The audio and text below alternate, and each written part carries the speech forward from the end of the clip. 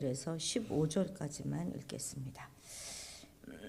역대상 6장입니다. 역대상 6장 1절에서 15절까지 한 목소리로 읽겠습니다.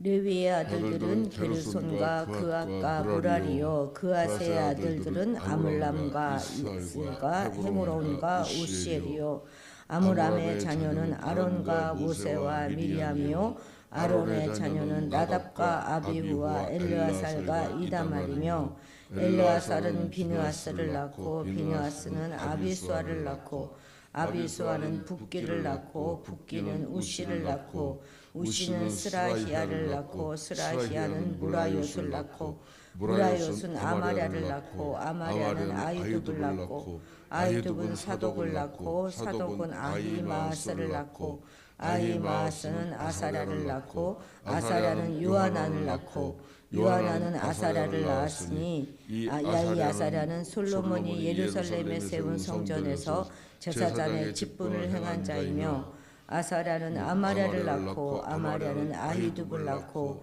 아히둡은 사독을 낳고 사독은 살룸을 낳고 살룸은 힐기야를 낳고 힐기야는 아사랴를 낳고 아사랴는 스라야를 낳고 스라야는 여호사닥을 낳았으며 여호와께서 느부갓네살의 손으로 유다와 예루살렘 백성을 옮기실 때에 여호사닥도 가니라. 아멘. 자, 우리는 어제 그 거주지를 중심으로 해서 요단 동편에 자리 잡은 두 지파 반, 그 주요 계보와 그에 관련된 사건을 우리가 기록하여 살펴보았다면, 오늘 읽은 여기 6장에서는 레위 지파의 그 계보하고 그들의 거주한 성읍에 대하여 다루고 있습니다. 그런데 우리가 여기서 특히 주의할 것은, 주목해 봐야 될 것은 이스라엘 그 12지파의 계보를 다루고 있는 2장부터 8장까지 그 한 중앙에 레위 지파, 특히 그 대제사장의 계보에 대해서 언급하고 있다는 사실이에요. 그뿐만 아니라 이 계보가 굉장히 상세하게 기록되어져 있고, 또 이후에 이 레위 지파의 계보가 23장에 다시 한번 또 자세하게 언급되어져 가고 있거든요. 여기에는 그 저자의 아주 중요한 저작 의도가 숨겨져 있는 것이죠. 원래 히브리 문학에서는 앞뒤를 비슷한 내용을 놓고 가운데 부분에 굉장히 중요한 것을 위치합니다. 그러니까 쭉 지금 12지파의 계보를 쭉 언급하는 가운데 지금 한 가운데 레위 지파가 지금 위치하고 있는 것이거든요. 이것을 샌드위치 구조다 이렇게 말하는데, 지금 레위 지파가 무엇보다 중요하다 하는 것을 이야기하고 있는 것입니다. 포로에서 귀환한 이스라엘 백성들로 하여금 여호와 신앙에 근거하여서 선민의 위상을 회복시키도록 하기 위한 저작 의도가 숨겨져 있는 것이죠. 아울러 여기에서는 저자가 에스라라 말씀드렸잖아요. 그 에스라가 제사장 출신이기 때문에 이제 이런 배경이 이제 이렇게 반영되고 있다 하는 것도 볼 수 있겠습니다. 1절에서 15절까지는 지금 레위로부터 시작해서 바벨론 포로로까지의 그 레위 지파 중에서 아론 계열의 대제사장들의 계보를 쭉 기록하고 있는데, 1절부터 3절은 이제 레위에서 아론의 아들들까지 계보를, 또 4절에서 10절까지는 아론의 아들 엘르아살부터 시작해서 솔로몬 성전의 대제사장인 아사랴까지, 그죠? 그때까지 계보를 기록하고 있고, 또 11절에서 15절까지는 아사라에서 시작해서 바벨론 포로로 잡혀간 여호사닥까지의 계보를 기록하고 있습니다. 그러니까 아론의 아들 엘르아살, 거기서부터 시작해서 유다 멸망 당시인 여호사닥까지 모두 22명을 담고 있는데요. 이것은 3장에 나오는 다윗 자손에 의해서 다윗 자손에 이어서 가장 긴 혈통입니다. 그러니까 제사장이 이렇게 지속될 것이다 이렇게 말씀하셨던 하나님의 약속이 이루어진 것을 지금 입증해주고 있는 것이죠. 자, 우리 3절 같이 읽겠습니다.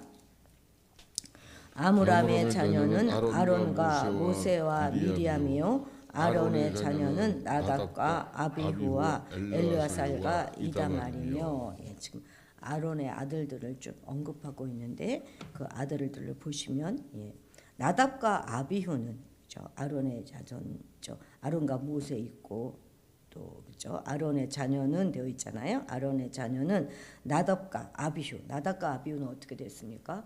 죄를 지어서 죽어가지고 대를 잇지 못했죠.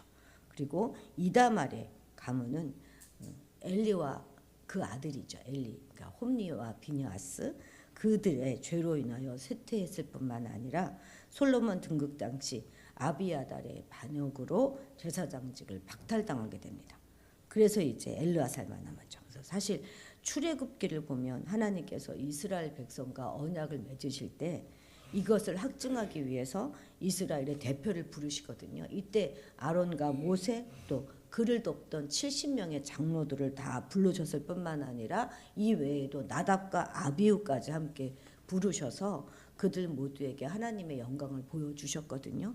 그런데 그만큼 이제 나답과 아비후를 높이신 거죠.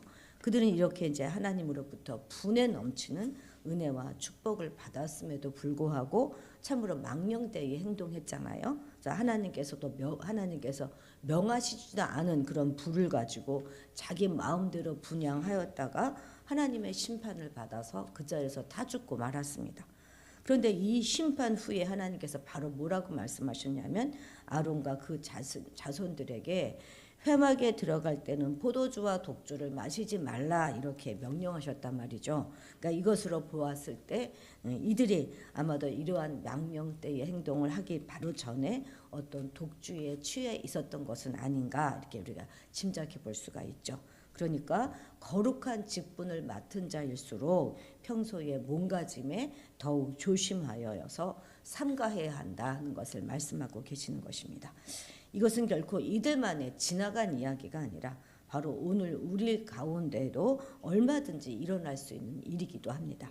우리는 정말 하나님의 자녀다 하는 그 이름과 거기에 상응하는 직분, 사명 이런 모든 것들은 다 무조건 은혜로 받은 것이기 때문에 이것을 소홀히 여기고 망령 따위 행동한다면 우리 역시 이 모든 것과 함께 육신의 것들까지 다 잃어버릴 수 있다 하는 것을 우리가 기억해야 하겠습니다.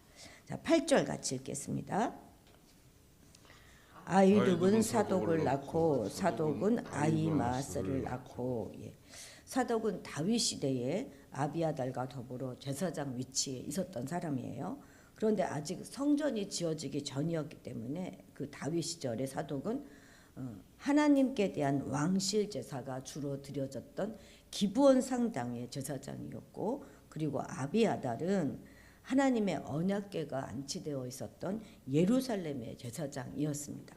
이렇게 볼 때 누가 더 그 위치가 높았겠습니까?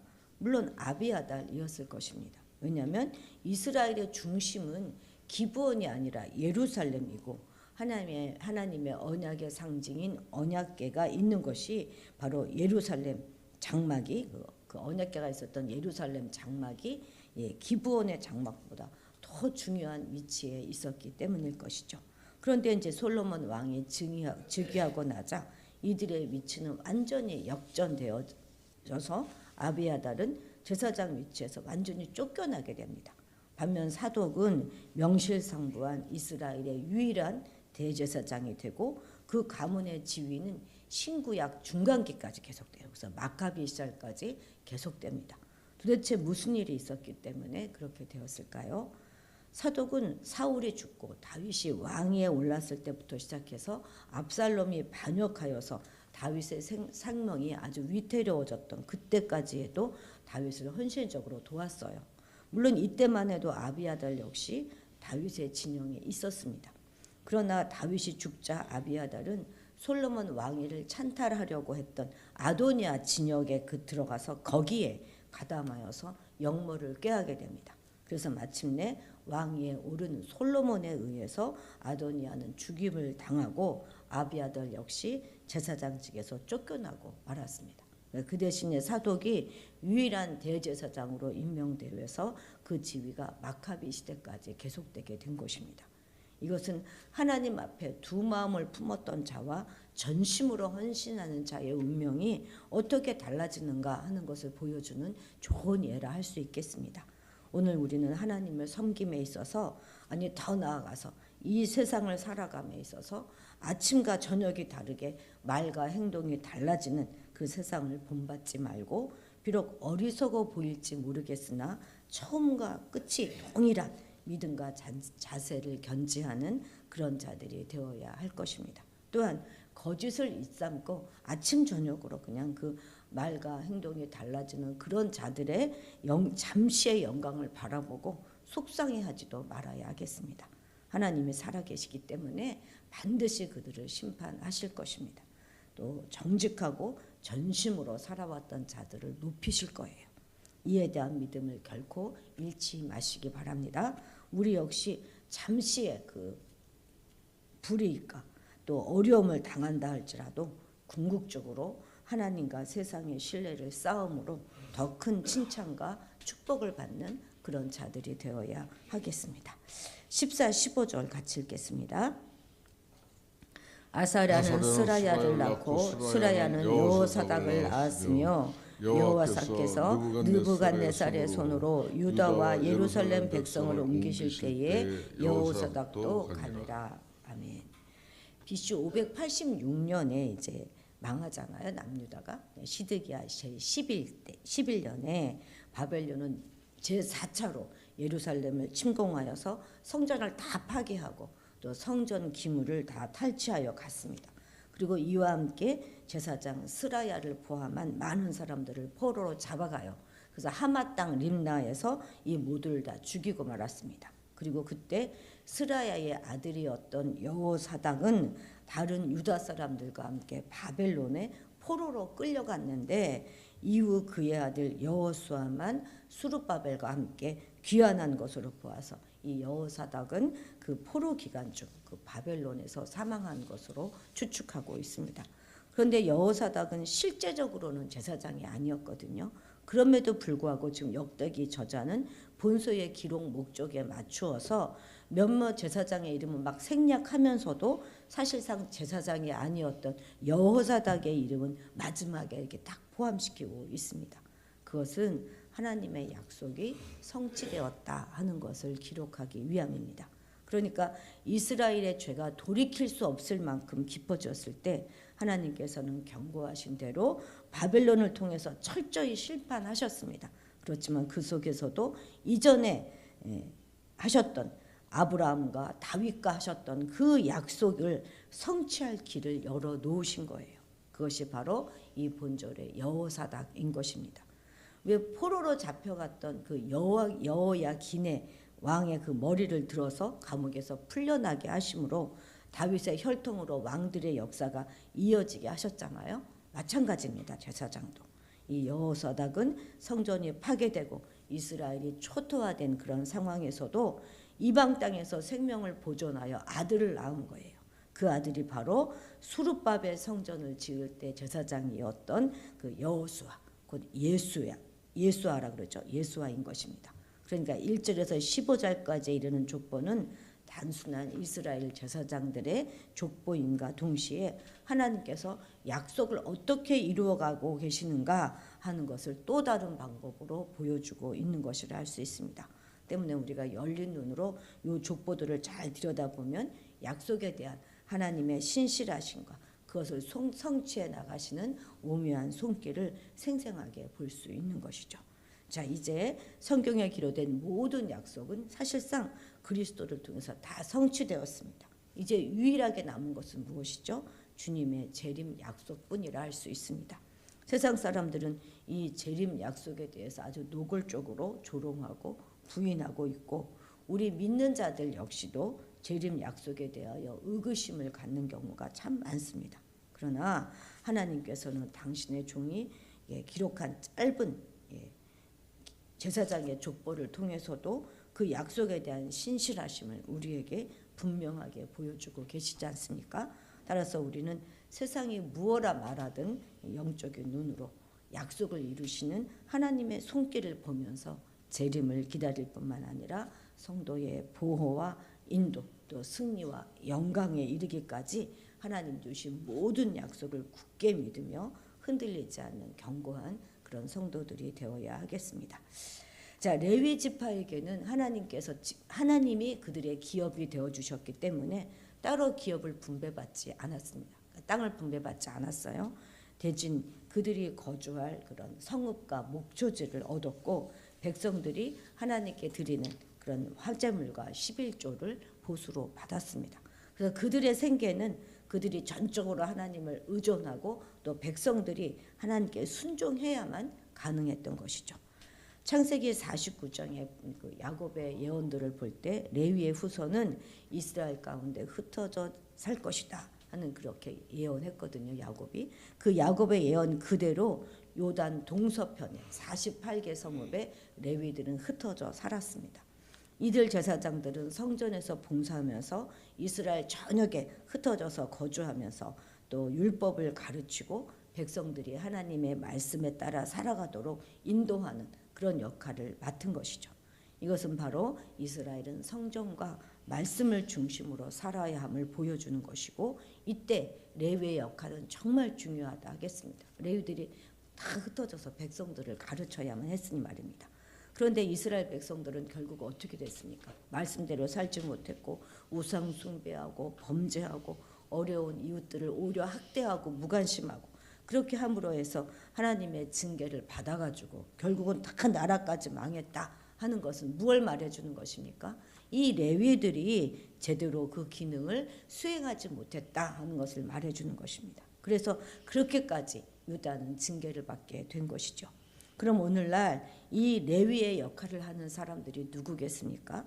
신약의 모든 성도들이 바로 하나님의 선택을 통해서 성령의 기름 부음을 받은 그런 진정한 의미의 제사장들인 것입니다. 우리나라가 이처럼 혼란 가운데 빠지게 된 것도 누구 다른 사람의 이유가 아닌 것입니다.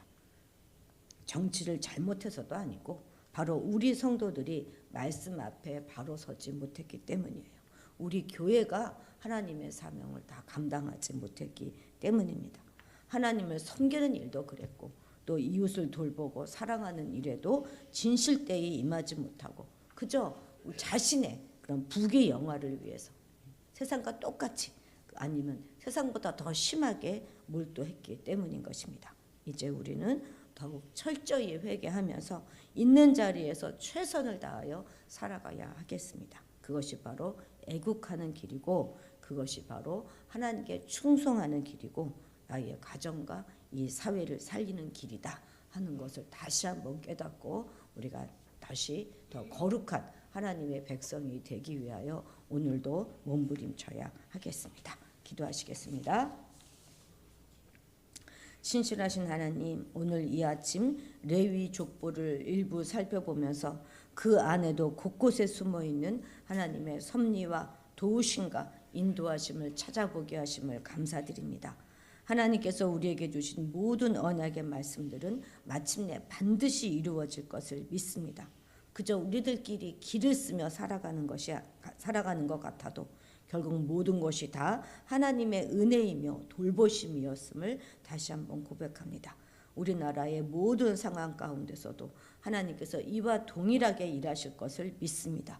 그저 우리 성도들은 주어진 자리에서 끝까지 소망을 가지고 맡겨진 일에 최선을 다하며 하나님께 충성하며 이웃을 돌보며 살아가게 도와주옵소서.